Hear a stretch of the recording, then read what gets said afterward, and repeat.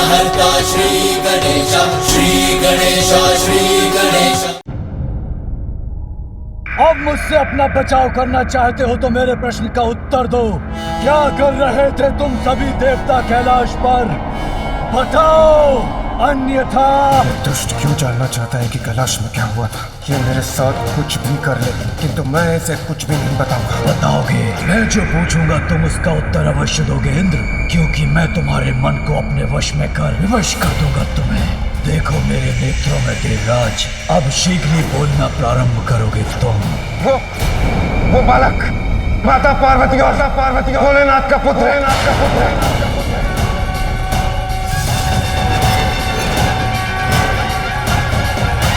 तो सिंगिका ने उचित कहा था। ये कैसे हो सकता है? ये क्या हुआ था? मुझे बोलने पर बाध्य कैसे कर दिया इस दुष्ट ने? किंतु अब मैं इससे लड़ूंगा।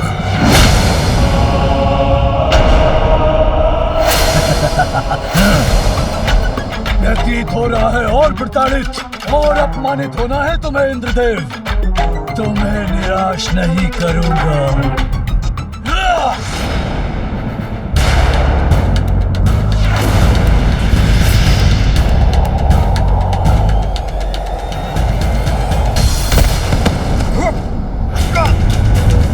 लेकिन ये कैसे सत्य हो सकता है? महादेव और देवी पार्वती का पुत्र तो हो ही नहीं सकता। इसीलिए मुझसे मिथ्या वचन बोलकर मुझे भ्रमित करने का प्रयास मत करो। रुक जाओ। यदि मेरी बात का विश्वास नहीं तो स्वयं ब्रह्मदेव से पूछ लो।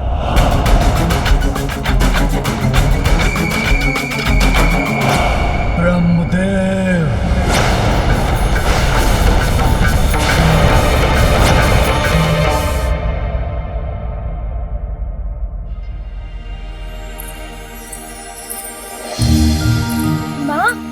माँ, एक और बात सुनिए ना।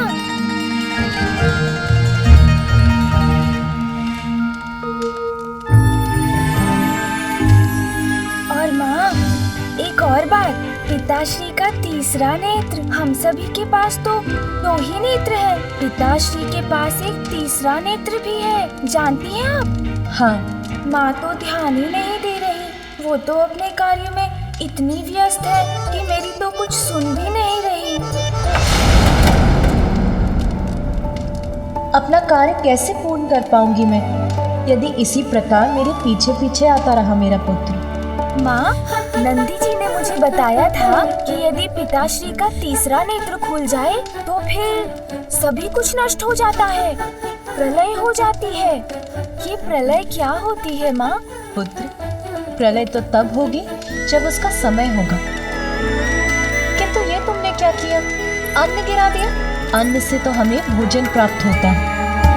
प्राण वायु के समान जीवन का स्रोत होता है ये अन्न। इसीलिए हमें कभी भी अन्न का अपमान नहीं करना चाहिए। अब जो हो गया सो हो गया। अभी मैं ये अन्न इस पात्र में डाल देती हूँ, किंतु आगे से ध्यान रहे पुत्र। मुझे क्षमा कर दीजिए माँ।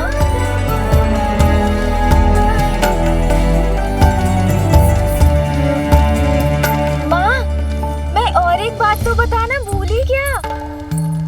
मैंने आपको पिताश्री के जो तीसरे नेत्र के बारे में बताया, वो तो कितना अद्भुत है ना माँ? हाँ पुत्र, तुम्हारे पिताश्री सच में अद्भुत ही हैं। माँ पुनः चली गई। मुझे तो उन्हें और भी बहुत सारी बातें बतानी है। माँ, एक और बात सुनिए ना माँ। माँ, पिताश्री के पास तो डमरू और त्रिशूल भी है, ज्ञात है आपको?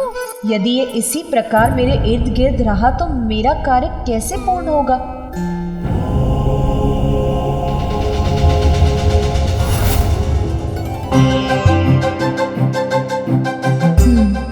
स्वामी को जैसे कोई चिंता ही नहीं है, अपने ध्यान में ही लीन है। और एक मैं हूँ जो ग्रह को व्यवस्थित करने के कार्यों में व्यस्त हूँ। उनके लिए तो ध्यान सर्वोपरि है। अब तो मुझे उनसे बात करनी ही होगी। आपने सुना ना माँ, मैंने क्या कहा? माँ, नंदी जी ने ना मुझे पिताश्री के त्रिशूल के बारे में बताया था। कितना प्रचंड है वो, आप जानती हैं? पुत्र, हाँ माँ। मेरे साथ आओ। अच्छा माँ, मैं तो आपके साथ ही हूँ। आप जहाँ कहेंगी वहाँ चलूँगा। किंतु हम जा कहाँ रहे हैं माँ? आओ। स्वामी, क्या आपको ज्ञात है आज संपूर्ण दिवस यहाँ क्या कुछ हुआ है? नहीं ज्ञात है?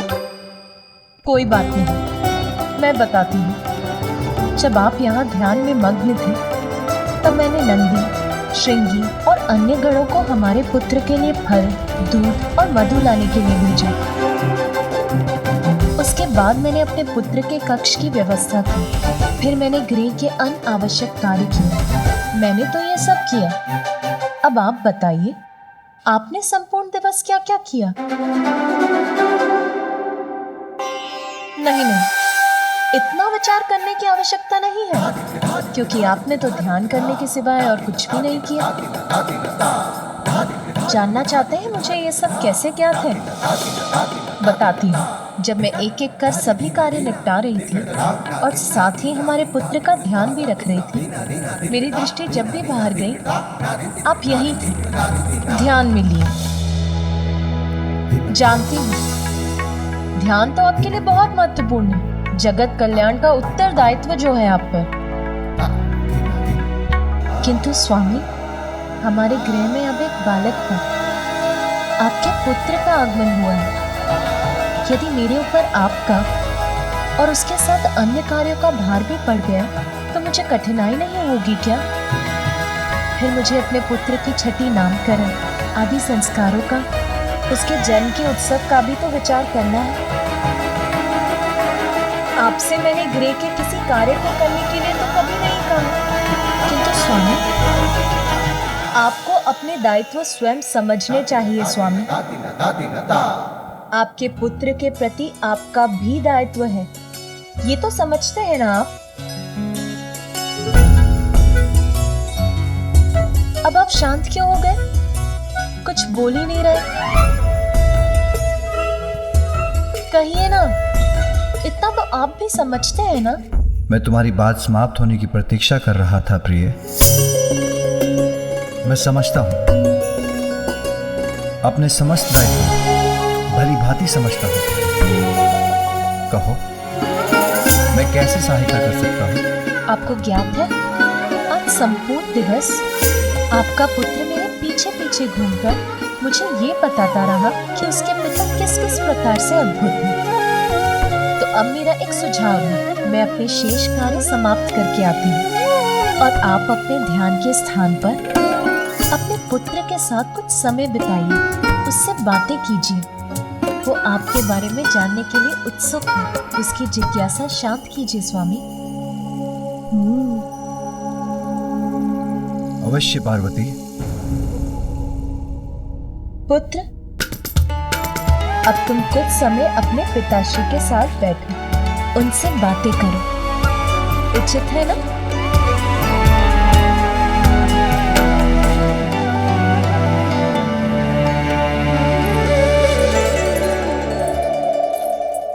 मेरे पिताश्री अब मुझे अपने आप को लेकर अनेक बातें बताएंगे।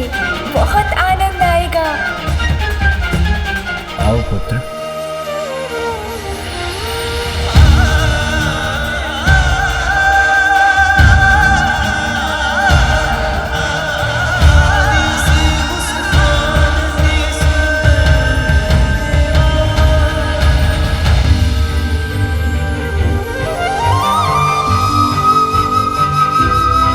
पिताश्री, आप निद्रा मग्न हो गए क्या? नहीं पुत्र, मैं निद्रा में नहीं, मैं ध्यान मग्न हूँ। ध्यान पिताश्री, ये क्या होता है? ये तो मुझे नहीं ज्ञात। आप करते हैं तो कुछ अद्भुत ही होगा। बताइए ना पिताश्री। पुत्र, ध्यान से हमारा अंतर्मन शुद्ध होता है।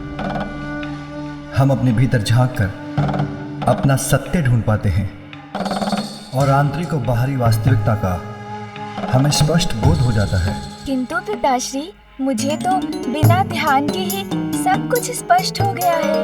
अब तो मैं आपको भली भांति पहचान गया हूँ। आपके विषय में सब कुछ ज्ञात हो गया है मुझे। जो कुछ भी नंदी जी ने मुझे बताया था, अब वो सब कुछ स्पष्ट हो गया है मुझे। मैं आपको बताऊं पिताश्री?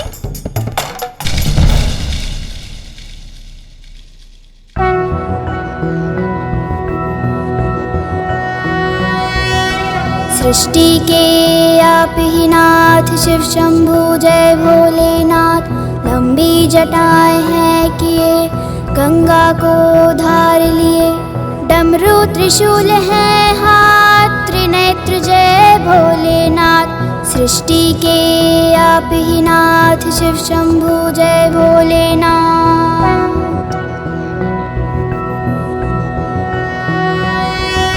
तन पे भस्म है मले, नाग धरा है गले। रुद्राक्ष है क्षण है साथ, बम बोल बम भोलेनाथ। सृष्टि के आप ही नाथ, शिव शंभु जय भोलेनाथ।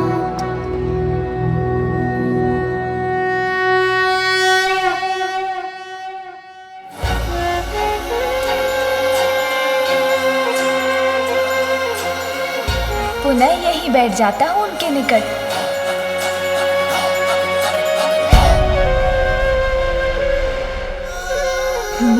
पिताश्री के नेत्र तो पुनः बंद हो गए। अब मैं क्या करूं? माँ ने कहा था पिताश्री के साथ ही रहना तो उचित है। अरे ये क्या है? जो भी है बहुत सुंदर है। पकड़ लेता हूँ। अरे पकड़ में नहीं आ रहा।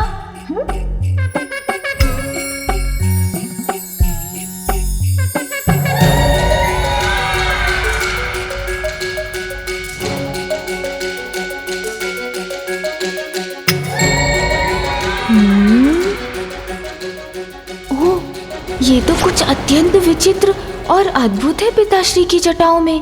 नंदी जी ने तो इसके विषय में कुछ बताया ही नहीं।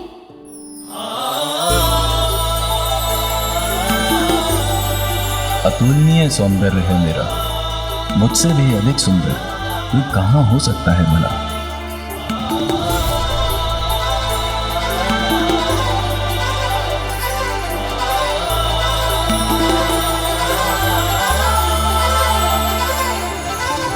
देख लो इसका स्पर्श कैसा होगा।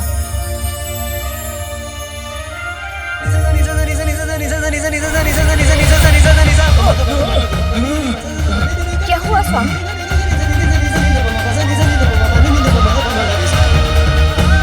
ये तो अनर्थ हो गया। माता पार्वती के पुत्र ने मुझे महादेव के मस्तक से उतार कर अपने हाथों में ले लिया है। नहीं, ये तो सर्वथा अनुचित है। बड़ी अद्भुत चमक है इसकी।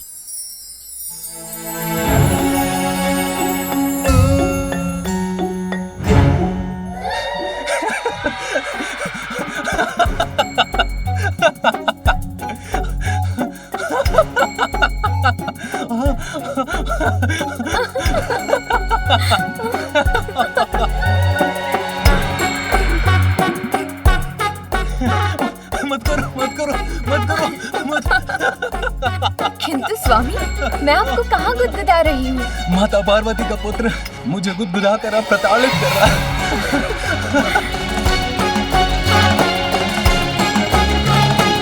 स्वामी, अब आप ठीक तो हैं? हाँ, अभी तो कुछ अच्छा अनुभव कर रहा हूँ। अपने इस दिव्यास्त्र से मैं सभी बुरे असुरों को नष्ट कर दूंगा।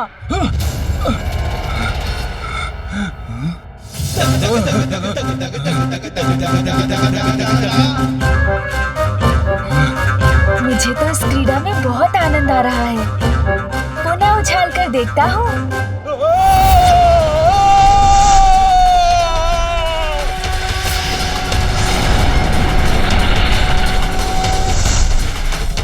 प्रकाश कहां से उत्पन्न हो रहा है?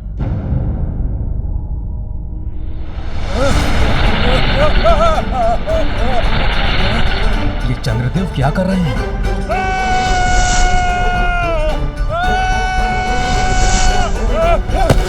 रोहिणी, बचाओ मुझे, कुछ कीजिए, सहायता कीजिए मेरी। स्वामी, आपने शनिदेव को देवी पार्वती के पुत्र को देखने के लिए प्रेरित किया था ना? ये उसी का परिणाम है। अब ये तो आपको भुगतना ही होगा। देवी पार्वती का पुत्र चंद्रमा के साथ क्रीड़ा कर रहा है।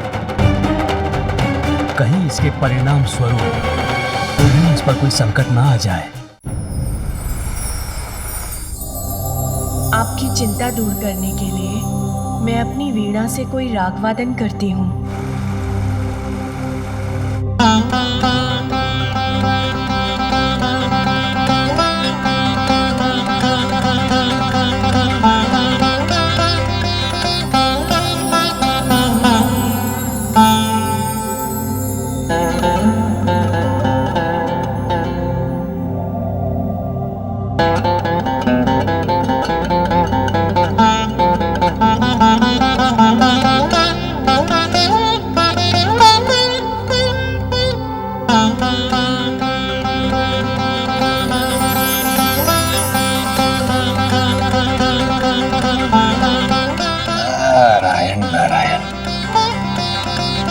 ऐसा संगीत जो मन को कर दे सम्मोहित, नारद प्रफुल्लित, ब्रह्मदेव और माता सरस्वती के निकट जाकर इस दिव्य संगीत का आनंद लेना चाहिए।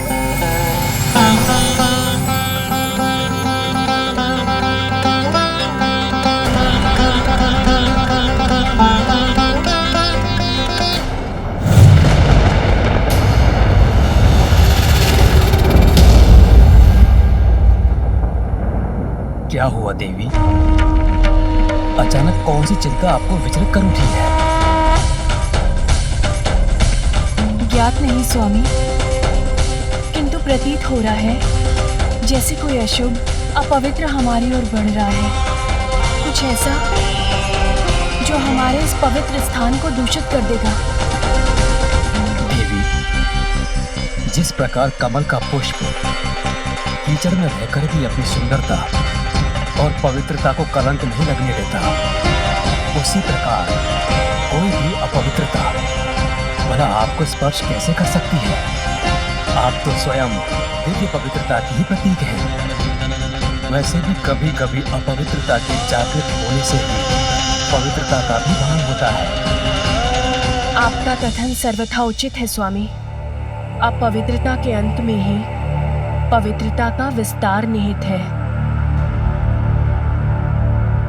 किंतु फिर भी यहाँ किसी अपवित्र और दूषित अस्तित्व के आगमन का आभास मुझे चिंता मुक्त नहीं होने दे रहा है स्वामी।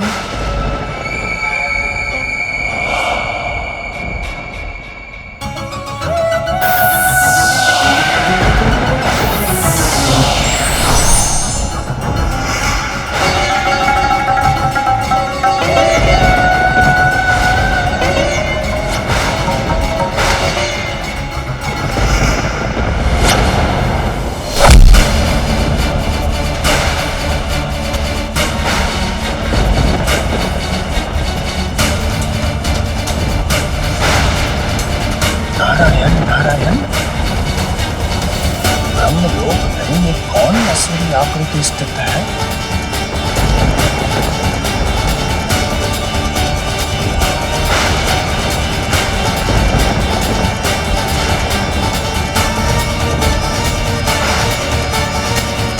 कदाचित देवी सरस्वती की चिंता उचित थी। इस दुष्ट के आगमन की पूर्व सूचना प्राप्त हो रही थी उन्हें।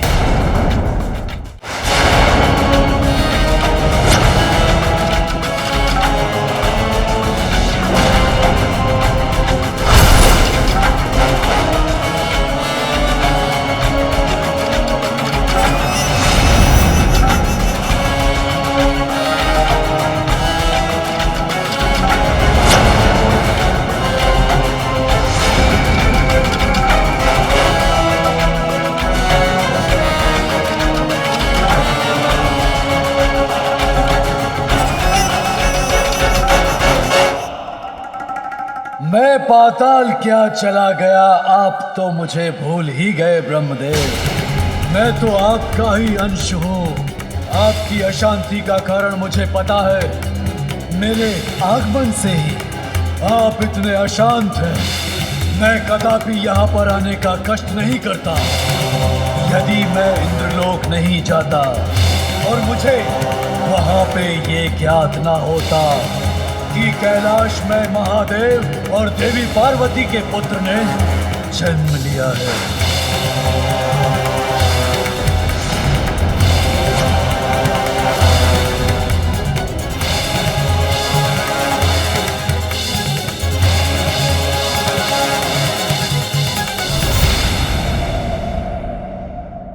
इससे तो कितना प्रकाश प्रस्फुटित हो रहा। एक बार इसे ढक कर देखता हूँ।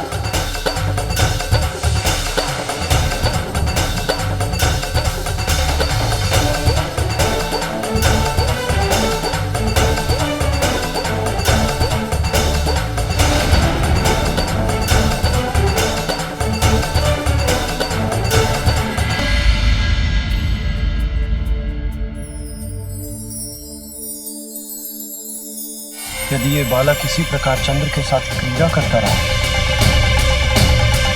तो प्रकृति पर इसका अत्यंत प्रतिकूल प्रभाव भी पड़ सकता है।